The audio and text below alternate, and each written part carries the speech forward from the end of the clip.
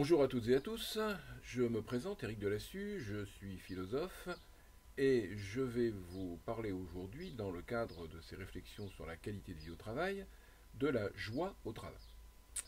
Alors la première chose sur laquelle je voudrais insister, c'est sur le fait que la notion de qualité de vie au travail, on appelle la QVT, euh, est finalement une invention assez récente et qui rompt avec notre perception traditionnelle du travail.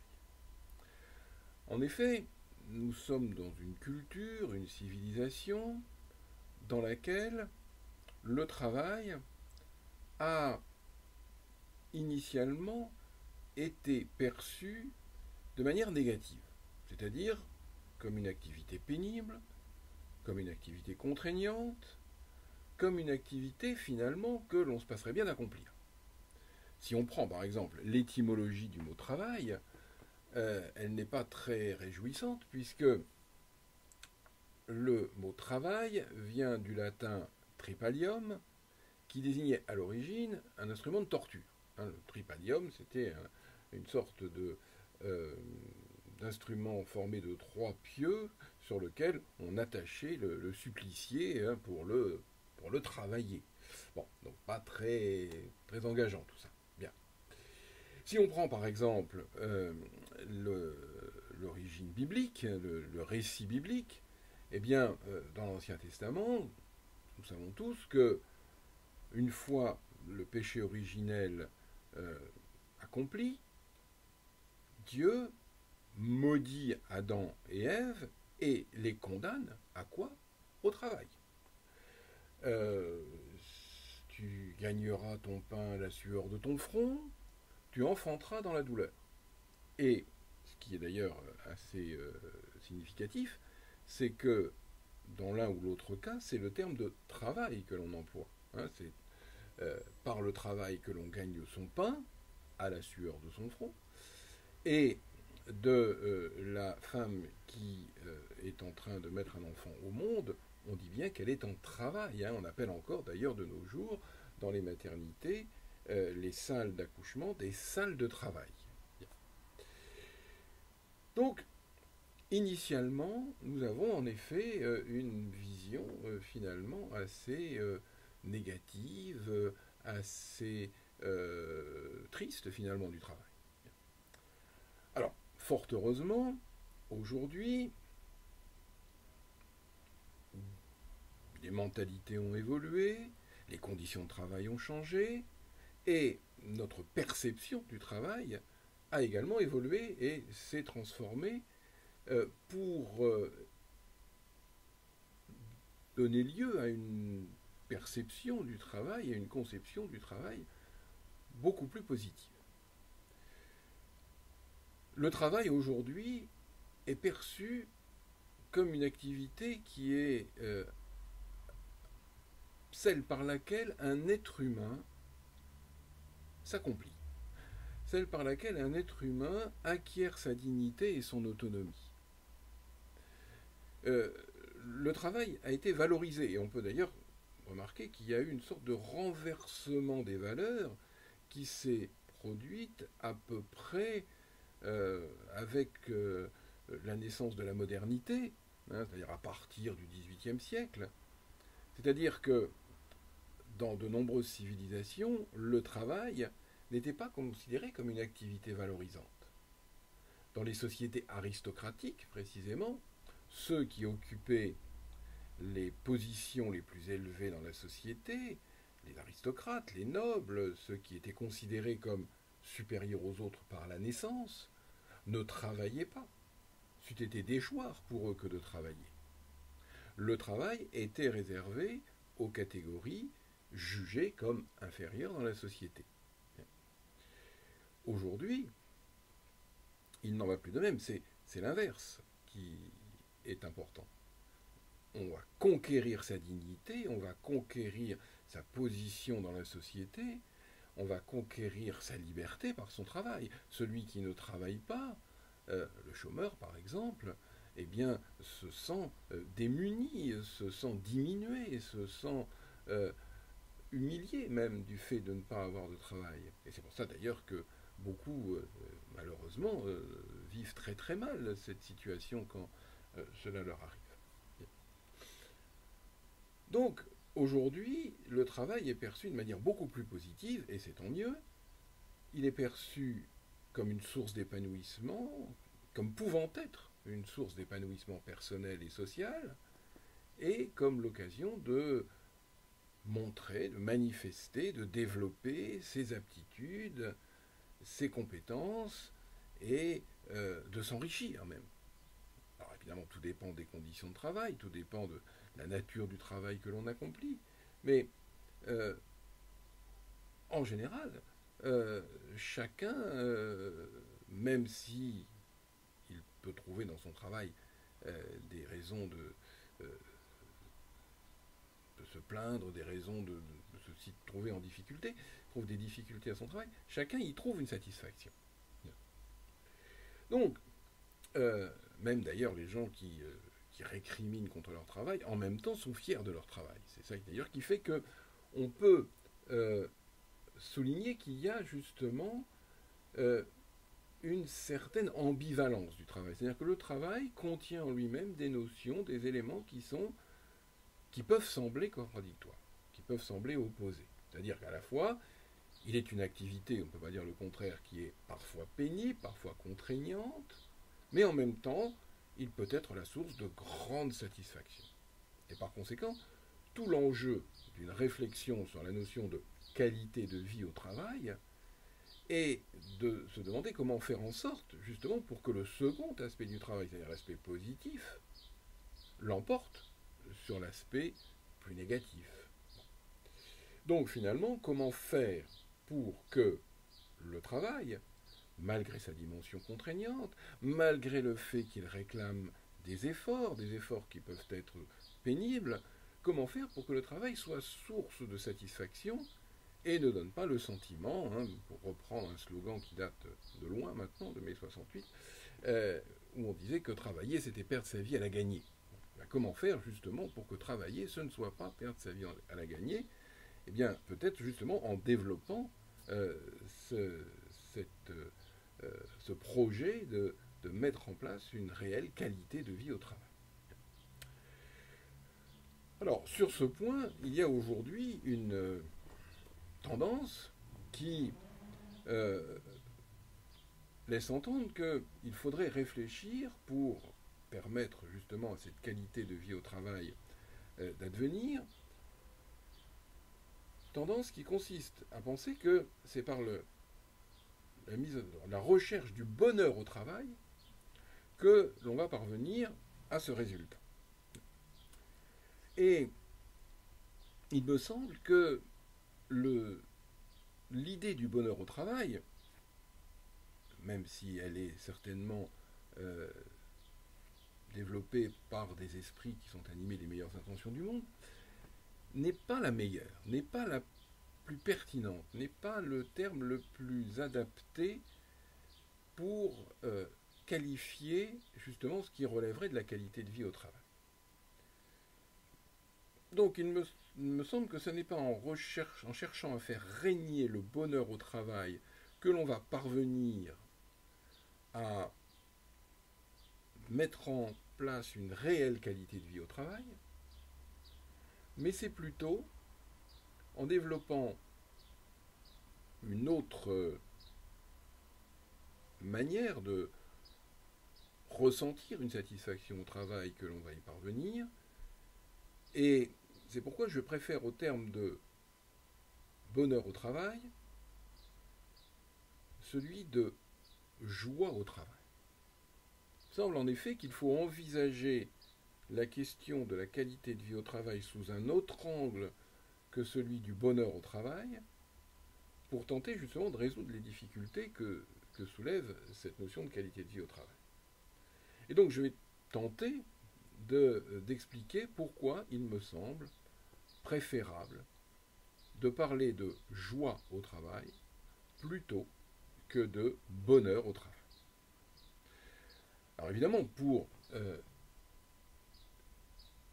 argumenter mon propos, il faut déjà que je précise un petit peu ce qui va faire la différence entre le bonheur et la joie. Alors, qu'est-ce que le bonheur? Question difficile à traiter, et que je ne vais pas résoudre ici en quelques minutes. Bien. Mais on peut dire déjà une première chose, sans le définir totalement, c'est que le bonheur, tout d'abord, eh bien, c'est ce que les hommes recherchent.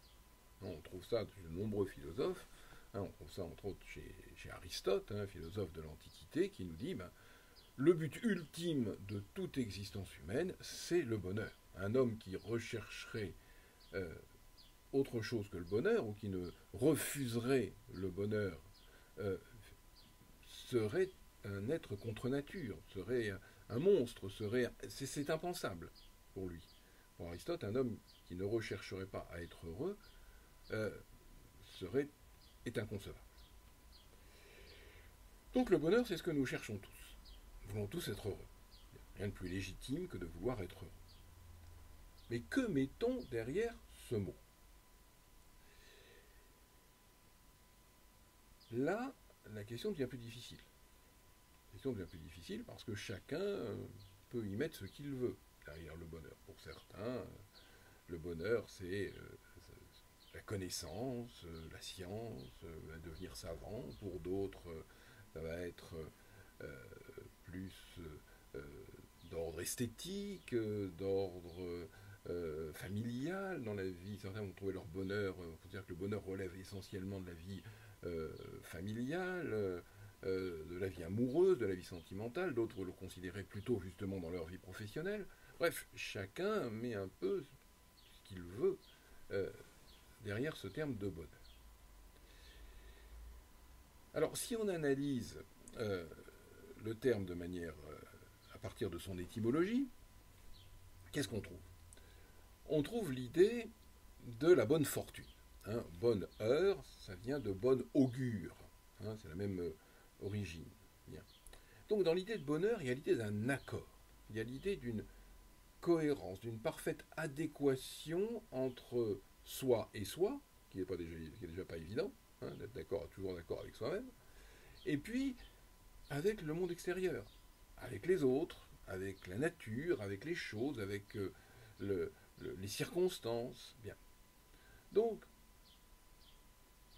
le bonheur, c'est l'accord avec soi-même, avec les autres, avec l'autre. Donc, ça désigne vraiment l'état de parfait contentement, mais comme on l'a dit précédemment, un état de parfait contentement dont le contenu peut varier d'une personne à l'autre.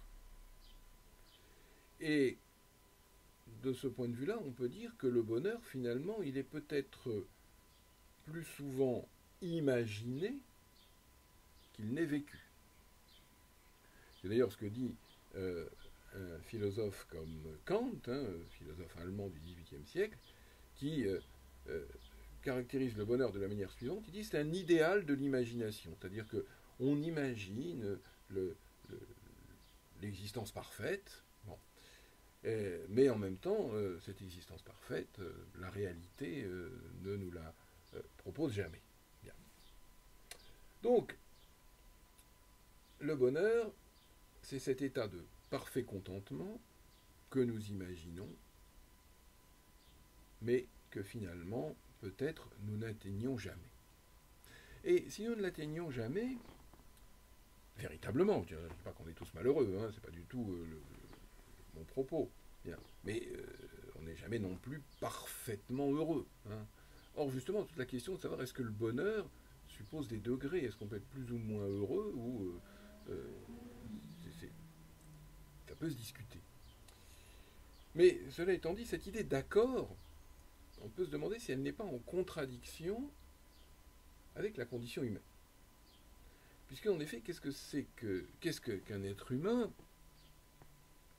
C'est un être de désir, c'est un être doué de conscience, c'est-à-dire finalement un être qui est toujours un petit peu en décalage par rapport à lui-même.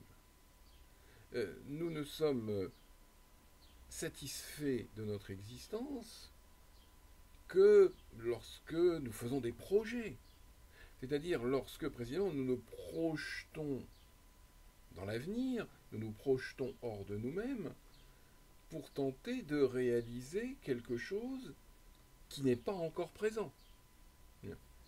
Donc, toujours un décalage entre ce que nous désirons et la réalisation de nos désirs. Et une fois d'ailleurs qu'un désir est réalisé, eh bien certes nous sommes satisfaits, mais le plus souvent, nous avons le désir, justement j'allais dire, de désirer autre chose.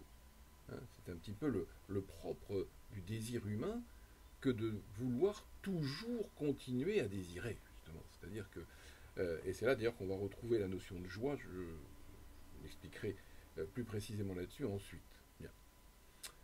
Donc l'être humain est toujours un être qui ne coïncide pas pleinement avec lui-même.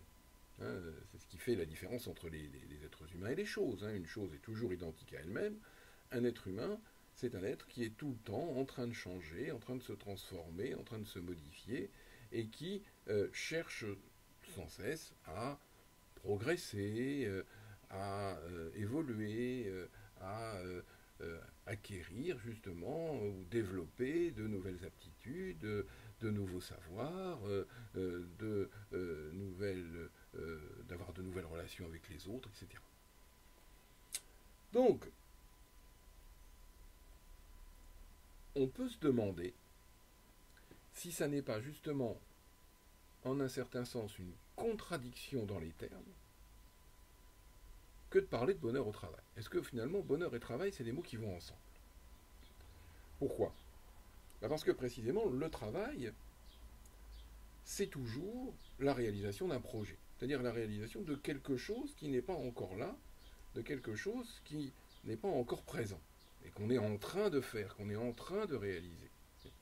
C'est une idée, par exemple, qu'on retrouve chez Marx, hein, au tout début du Capital.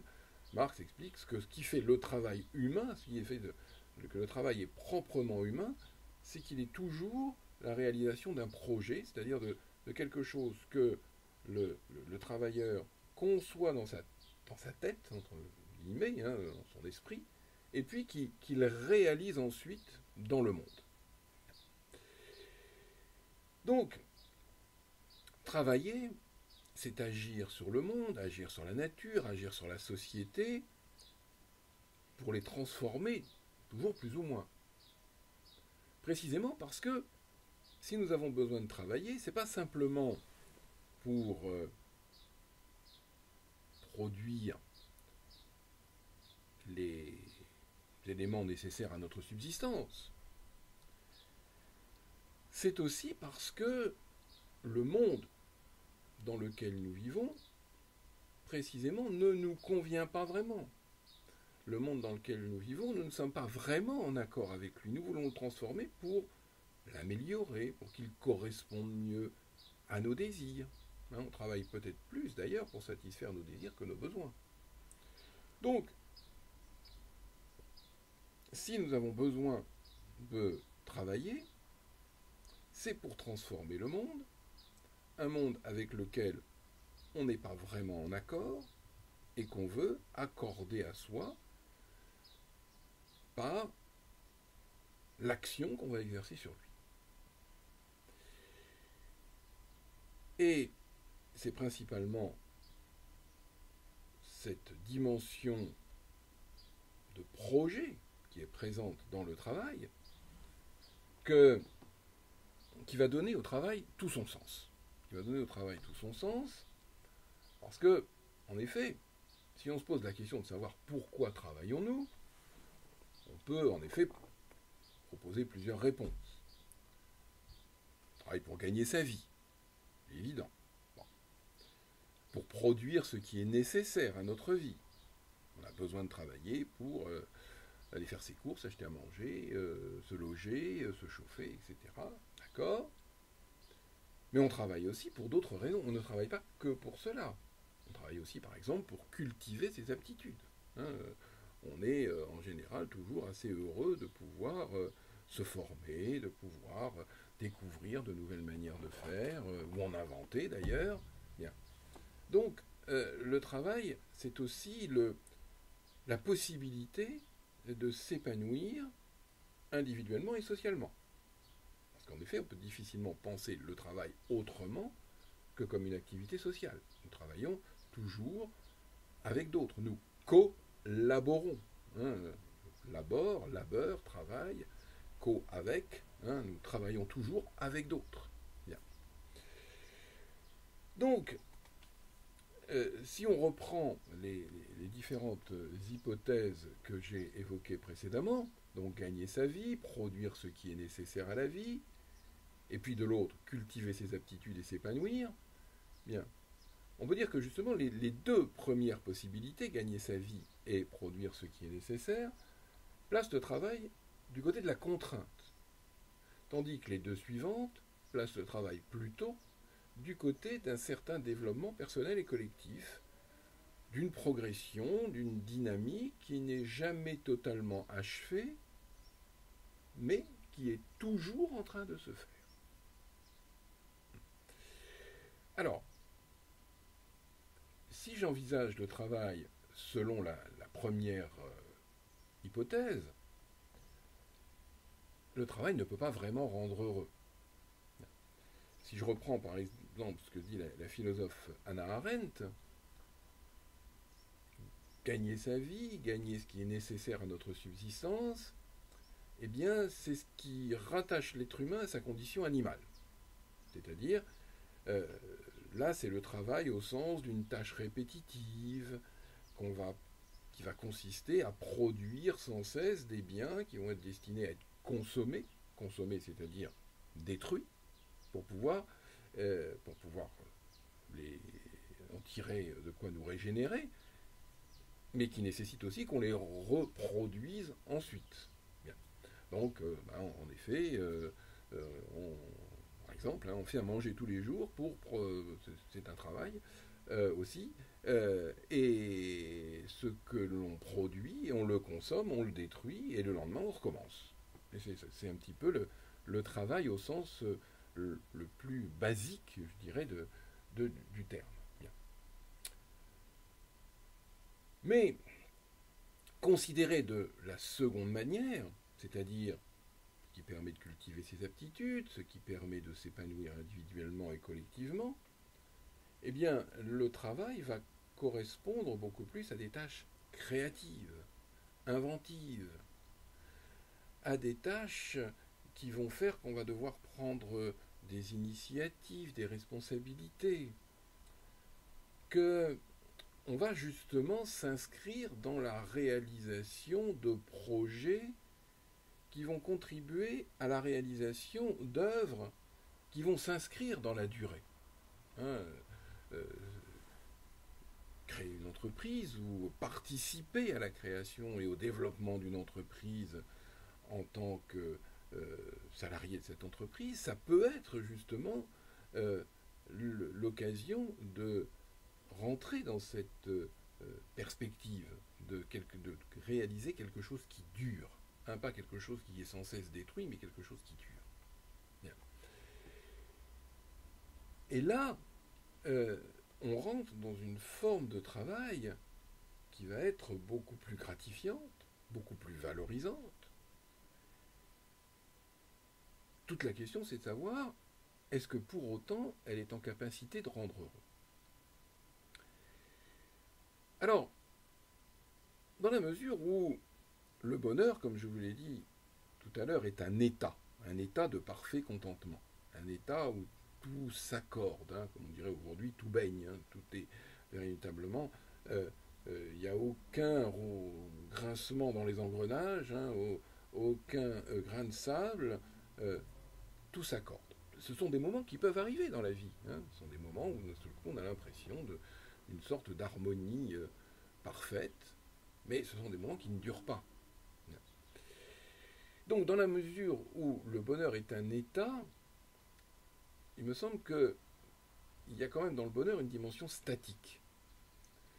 Et envisagé sous cet angle, le bonheur entre mal en résonance avec la dimension dynamique du travail. Le travail, c'est le mouvement, le travail, c'est le changement, le travail, c'est la transformation des choses. Et c'est la raison pour laquelle je vais préférer, au terme de bonheur au travail, le terme de joie au travail. C'est-à-dire que, me semble-t-il, la joie est le terme qui correspond le mieux à la satisfaction que peut procurer le travail. Alors, ce terme de joie, je vais l'utiliser dans un sens bien précis, c'est celui que lui donne Spinoza, philosophe du XVIIe siècle, qui définit ainsi la joie. Il dit la joie, c'est le passage de l'homme d'une moindre à une plus grande perfection. Passage de l'homme d'une moindre à une plus grande perfection. Alors, le terme de perfection ici est à prendre au sens de puissance et au sens de puissance d'agir. Autrement dit, c'est une autre définition d'ailleurs qu'on peut trouver chez Spinoza, la joie c'est le passage de l'homme d'une moindre à une plus grande puissance d'agir. C'est-à-dire que la joie, c'est pas ce qu'on ressent quand on atteint la perfection. La joie, c'est ce qu'on atteint quand on progresse vers la perfection. On peut dire que finalement, on retrouve cette idée dans le verbe se parfaire. Lorsqu'on se parfait, lorsqu'on progresse, lorsqu'on augmente ses capacités, eh bien, on ressent de la joie. La joie, par exemple, c'est ce qu'on va ressentir lorsque on parvient soudain à comprendre quelque chose qu'on ne comprenait pas. Vous êtes, je sais pas, vous avez peut-être vécu ça lorsque vous étiez étudiant. Vous essayez de résoudre un problème de mathématiques, vous ne trouvez pas la solution, et puis d'un seul coup, comme dans les bandes dessinées, la petite lumière s'allume, et d'un seul coup, ah, vous avez compris. Vous avez compris, et puis, ben voilà, vous ressentez de la joie. Ou bien, vous faites quelque chose, vous êtes peut-être en train de bricoler chez vous pendant le week-end, vous essayez de résoudre un problème, de monter un appareil avec des pièces qui n'arrivent pas à s'agencer les unes aux autres, vous ne comprenez pas comment ça fonctionne, puis d'un seul coup, vous pigez le truc, vous comprenez, ça marche. Vous ressentez de la joie. Ou bien dans vos relations avec les autres. Vous arrivez à résoudre un conflit, vous sentez que ça y est, vous avez pu faire en sorte que les personnes avec lesquelles vous aviez à négocier se comprennent, s'entendent, puissent discuter entre eux, etc. Vous avez réussi vous avez atteint votre objectif, vous avez réalisé votre projet, vous sentez de la joie. Donc, la joie ne suppose pas l'idée d'un accord, comme on trouve dans le bonheur, mais l'idée d'un passage. C'est-à-dire que la joie, c'est un affect qui va correspondre à une progression, à une augmentation de notre puissance d'agir.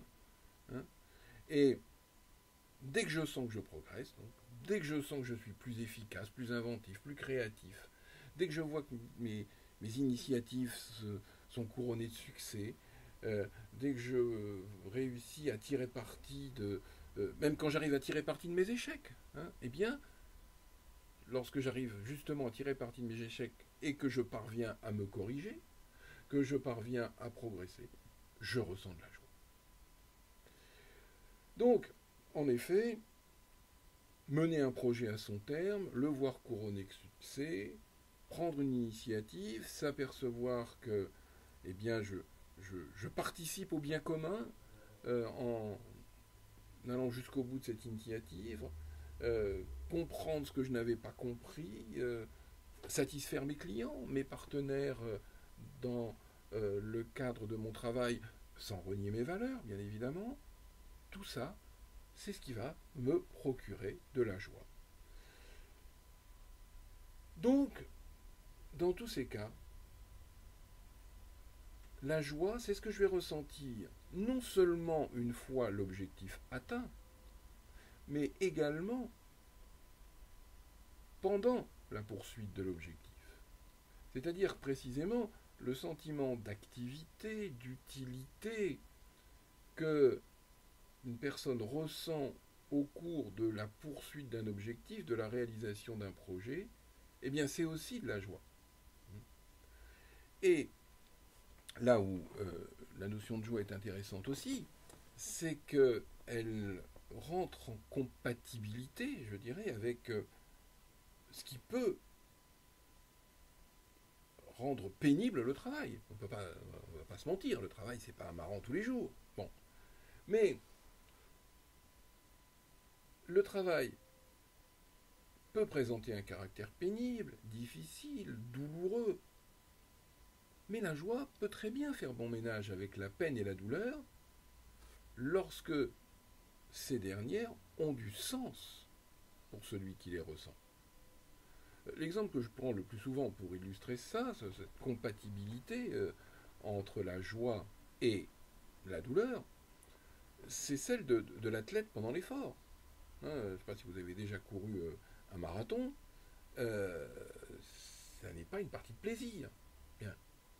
Donc, le coureur de fond, par exemple, il ressent une grande douleur lorsqu'il s'efforce d'atteindre la ligne d'arrivée. Mais c'est pas pour autant qu'il ne ressent pas aussi de la joie. Quand il sent qu'il est justement en capacité d'atteindre son but. Même s'il n'arrive pas premier, déjà, quelquefois, le fait d'arriver au bout, hein, pour l'avoir vécu, je peux vous dire qu'on est déjà bien content quand on a fini le parcours, bien, c'est la source d'une très grande joie. Ce qui n'empêche qu'on a souffert pour l'atteindre, cette joie. En tout cas, qu'on a ressenti de la douleur pour atteindre cette joie. Bien.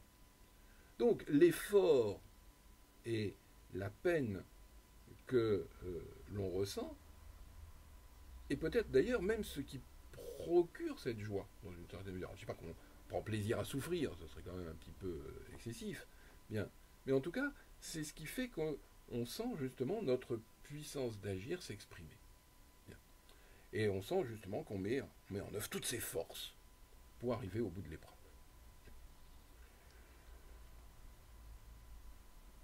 Alors ça, c'est la joie qu'on ressent, je dirais, de manière intime, subjective, personnelle. Maintenant, ce qu'il faut ajouter à cette dimension euh, personnelle de la joie, c'est certainement aussi sa dimension sociale, collective, liée à la relation à autrui. C'est-à-dire qu'à cette joie est liée aussi la notion de reconnaissance. En effet, premièrement, ce qui me procure de la joie, c'est aussi lorsque je me reconnais dans le produit de mon travail. Ça, c'est une idée qu'on retrouve chez le philosophe Hegel. Hegel dit en effet, finalement, quand je produis quelque chose par mon travail, et là-dessus d'ailleurs, quand je parlais tout à l'heure de Marx et de sa définition du travail comme projet, il a emprunté cette idée à Hegel. C'est-à-dire que, précisément, lorsque je produis quelque chose par mon travail, c'est d'abord quelque chose que j'ai conçu en moi, que j'ai conçu intérieurement, que j'ai pensé. Et puis, ce que j'ai pensé, par mon action, je le réalise, je le produis. C'est-à-dire, je réalise quelque chose d'extérieur qui est la concrétisation, voire la matérialisation de ma pensée. Même sur des choses simples, hein, pas la peine de rentrer dans des conceptions très complexes. Bon. Mais je suis forcément obligé de penser un tant soit peu ce que je fais pour le réaliser. Et donc, une fois que cette chose, je l'ai réalisée, eh bien, j'ai en face de moi un objet, une réalité, qui n'existerait pas si je n'existais pas, dont je suis la cause de l'existence. Il me donne une preuve objective de mon existence. Il me dit en quelque sorte, cet objet que j'ai réalisé, si tu n'étais pas là, je n'existerais pas.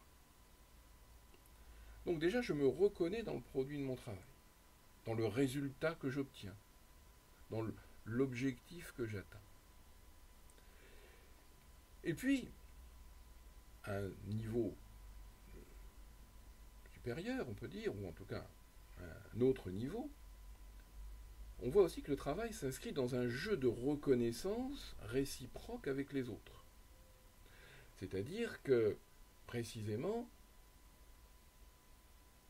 lorsque l'autre me dit que ce que j'ai réalisé est positif, satisfaisant, il me renvoie aussi une image positive de moi-même.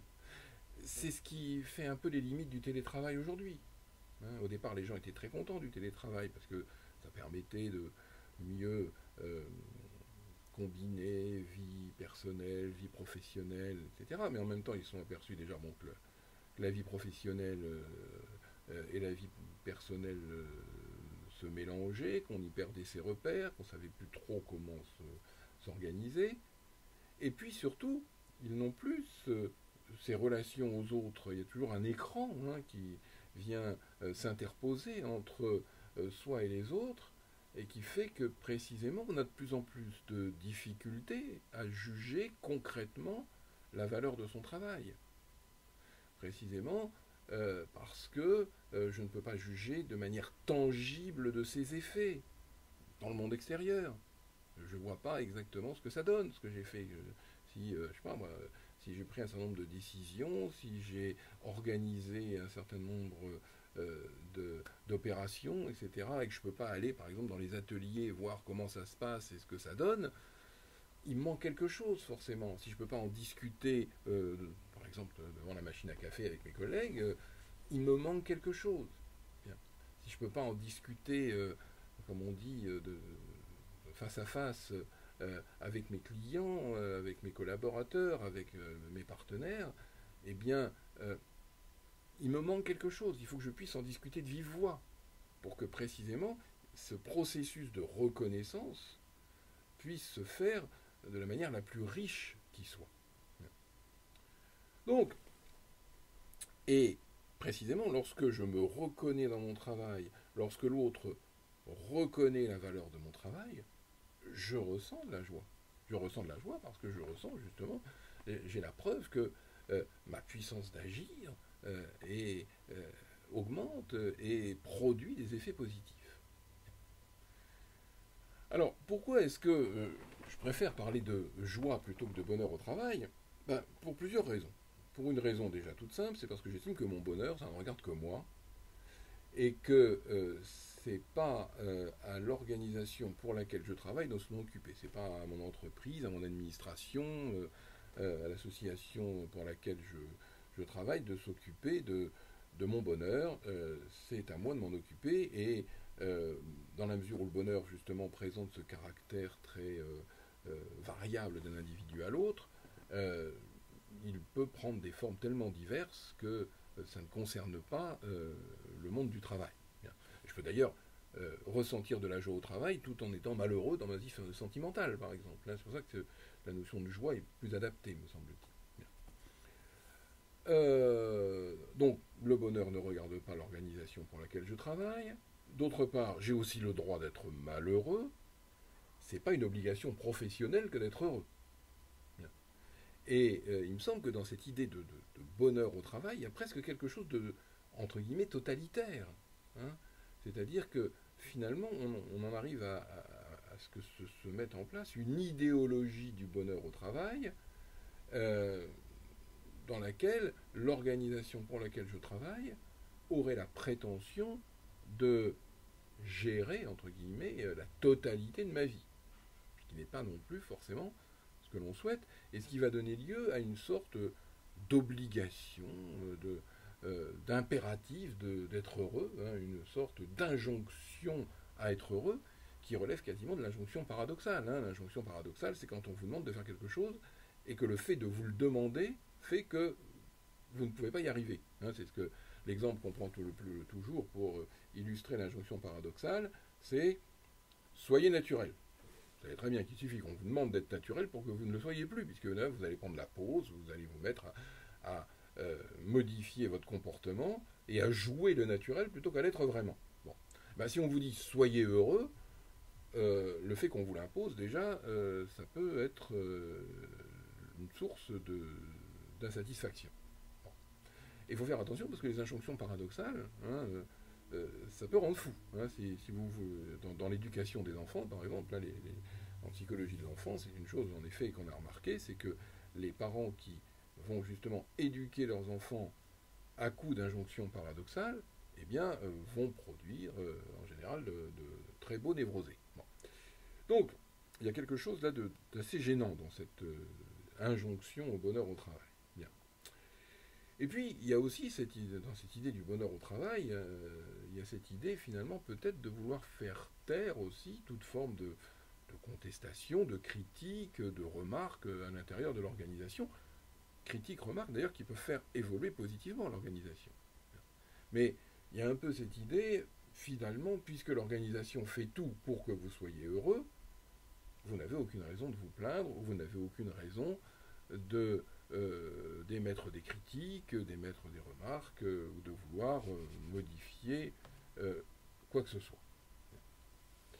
Donc, ça c'est la première chose qui me semble gênante dans l'idée de bonheur au travail. Par contre, l'idée de joie au travail, elle n'est pas aussi intrusive que l'idée de bonheur au travail. Vous pouvez être heureux au travail, vous pouvez être joyeux au travail, pardon, même si, en effet, pour d'autres aspects, vous ressentez des insatisfactions, et vous pouvez même ressentir une joie au travail, en, par exemple, émettant parfois des critiques, des remarques sur la manière dont le travail est organisé, et c'est d'ailleurs quelquefois ce qui fait avancer les choses, ce qui fait que, précisément, le monde du travail peut évoluer positivement. Donc ça, c'est le premier point. Le deuxième point, c'est qu'il me semble que l'idée du bonheur au travail repose sur une confusion. Une confusion entre bonheur et bien-être au travail. En effet, le plus souvent, le bonheur au travail va être envisagé sous l'angle d'une amélioration des conditions de travail. C'est-à-dire une amélioration de l'environnement de travail. Donc, environnement humain, environnement matériel. Bon, c'est par exemple, dans certaines startups aujourd'hui, vous avez des salles de jeu, le baby-foot, vous avez un apéro qui est organisé tous les vendredis soirs. Bon, tout ça c'est très sympathique. Bon.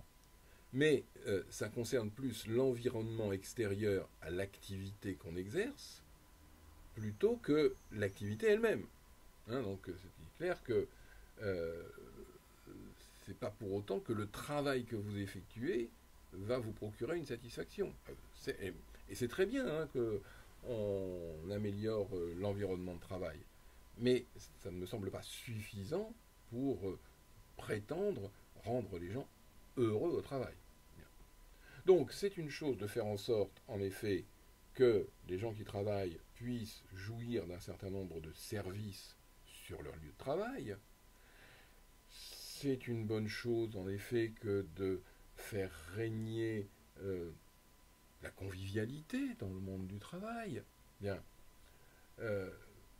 Mais c'est pas ça qui va faire du travail en lui-même une source de satisfaction. C'est pas ça qui va faire du travail en lui-même une source de bonheur. En revanche, si véritablement l'activité qu'on exerce est une activité dans laquelle on a le sentiment de se réaliser, de s'accomplir, de s'épanouir, là on pourra en effet ressentir de la joie au travail. Alors pour terminer, la question c'est en effet comment on fait. Comment on fait pour favoriser la joie au travail. Alors, quelques pistes, je n'ai pas non plus la prétention de trouver la solution à tous les problèmes que peut rencontrer une organisation, une entreprise dans son fonctionnement, mais il me semble que pour favoriser la joie au travail, il faut d'abord développer un type de management qui favorise la prise d'initiative de chacun. L'autonomie, la collaboration dont je parlais tout à l'heure. Bien. Mais aussi qui accorde le droit à l'erreur. En effet, il me semble que l'autonomie ne doit pas non plus être un facteur de stress.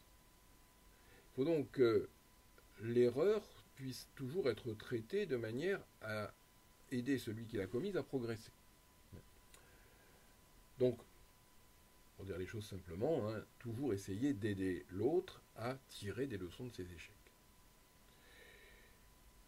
Également, pour favoriser la joie au travail, faire en sorte que chacun est le sentiment d'accomplir quelque chose de positif, d'accomplir quelque chose qui ait du sens pour lui-même et pour les autres. C'est là d'ailleurs que la notion, je pense, d'utilité sociale du travail intervient. Il faut que j'ai le sentiment que mon travail est utile aux autres, contribue justement à l'augmentation aussi de la puissance d'agir d'autrui. Spinoza dit très justement que finalement la puissance d'agir de chacun n'augmente jamais si bien que quand elle contribue à l'augmentation de la puissance d'agir des autres hommes. Donc, sentir que parce que l'on accomplit, non seulement on augmente sa puissance d'agir, mais également on contribue à l'augmentation de celle d'autrui. C'est là d'ailleurs que, petite parenthèse, je préciserai qu'il faut bien distinguer puissance et pouvoir. Ce n'est pas la même chose. Augmenter ma puissance d'agir, c'est augmenter ma capacité à créer, réaliser, inventer, innover, prendre des initiatives, être autonome. C'est pas exercer un pouvoir sur autrui pour le dominer. Bien entendu qu'il faut dans une organisation du pouvoir. Il faut une hiérarchie, il faut une autorité. Mais l'autorité et le pouvoir, c'est pas la même chose, justement. L'autorité, c'est précisément ce qui va permettre aux autres de progresser. Donc il ne s'agit pas de dominer l'autre pour le diminuer, mais d'exercer sur l'autre une autorité bienfaisante, bienveillante, pour le faire progresser. Donc, sentir qu'en augmentant sa puissance, on augmente celle d'autrui. Donc éviter, par exemple, qu'il y ait, dans le monde du travail, des conflits de valeurs, des conflits de loyauté. Bon. Ça pose des gros problèmes en général. Bon.